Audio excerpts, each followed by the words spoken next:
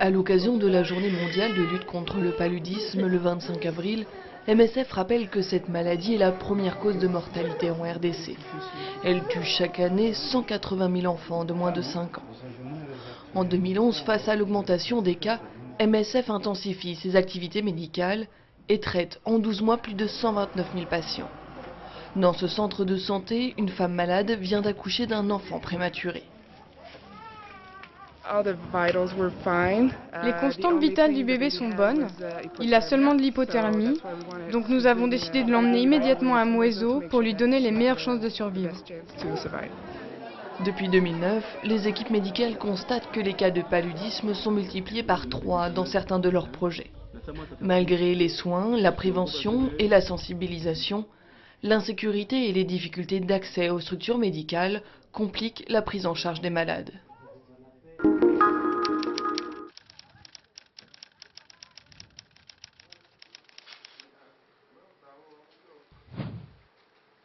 Accroupi devant son magasin, cet homme attend la visite du prochain enfant. Car il ne s'agit pas là d'un magasin comme les autres. Dans la région d'Adjer-Lamis, à l'ouest du Tchad, Médecins sans frontières a mis en place un dispositif afin d'accélérer la prise en charge des enfants malnutris. Des agents communautaires formés pour prescrire des aliments thérapeutiques officient dans les villages. Le premier avantage, ça permet de prendre quand même les maladies à leur souche, c'est-à-dire à la base, au niveau même de la communauté. Et ça diminue quand même aux bénéficiaires le mouvement vers les centres de santé qui a un coût d'air très élevé. Ces agents sont les premiers maillons d'une chaîne qui se termine ici, dans l'hôpital de Massakori. La majorité des admissions sont liées à la malnutrition et les tentes sont déjà presque toutes remplies.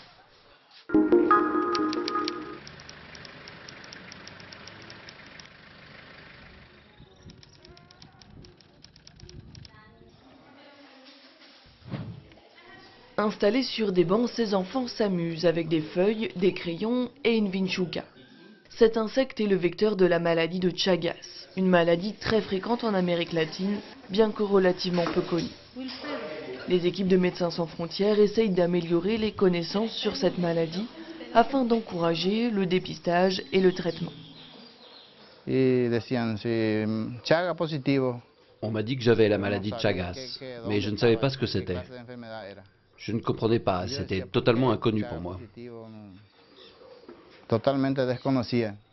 Grâce aux réunions d'information, j'ai appris ce que c'était, que c'est très dangereux, qu'on en meurt. Les malades sont d'autant plus difficiles à détecter qu'ils ne présentent aucun symptôme pendant des années. Une fois que la maladie se déclare, si elle n'est pas traitée, elle entraîne des lésions cardiaques et des dommages sur le système gastrique. En un an, MSF a dépisté plus de 3500 personnes et proposé un traitement à celles qui en avaient besoin.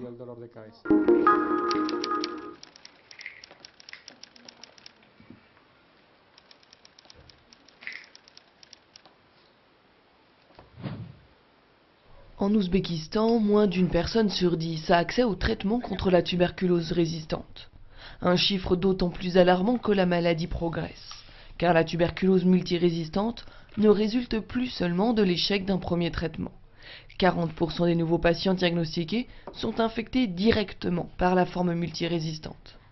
Le traitement peut durer jusqu'à 2 ans et malgré le nombre de médicaments à prendre, il est inefficace pour environ un cinquième des patients. J'ai commencé mon traitement il y a 10 mois. Je prends des pilules et on me fait aussi des injections. Au début, quand j'ai commencé à prendre mes médicaments, j'avais une sensation de brûlure dans l'estomac, je me sentais très mal. Mais maintenant, je me suis habituée au traitement et ça va, je me sens beaucoup mieux. En près de 10 ans, MSF a pris en charge plus de 2000 personnes atteintes de la tuberculose multirésistante en Ouzbékistan, dont certains, comme cette femme, bénéficient d'une prise en charge à domicile. Le pays est conscient de l'importance de ce problème et se donne les moyens de mettre de plus en plus de patients sous traitement.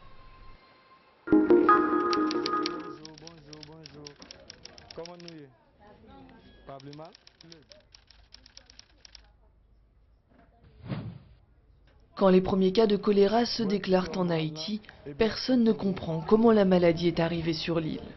Le choléra n'a pas été signalé ici depuis plusieurs décennies. Un contingent de casques bleus népalais est en fait responsable de l'introduction involontaire du vibrion. Des milliers de plaintes ont depuis été déposées contre les Nations Unies pour se faire indemniser. Dans le cadre de cette procédure, plusieurs milliers d'anciens patients de MSF ont demandé un certificat médical. En fait, il y a très peu de chances ou d'espoir pour qu'il y ait une indemnisation, on va dire, individuelle. Par contre, nous, en tant qu'organisation médicale, on est dans l'obligation de fournir un certificat pour les patients qui ont été soignés par un médecin sans frontières et qui les demandent. Tous les dossiers ont été regroupés à Port-au-Prince et informatisés afin de pouvoir satisfaire les demandes. Mais compte tenu de l'immunité diplomatique dont bénéficient les casques bleus, la démarche n'a que peu de chances d'aboutir.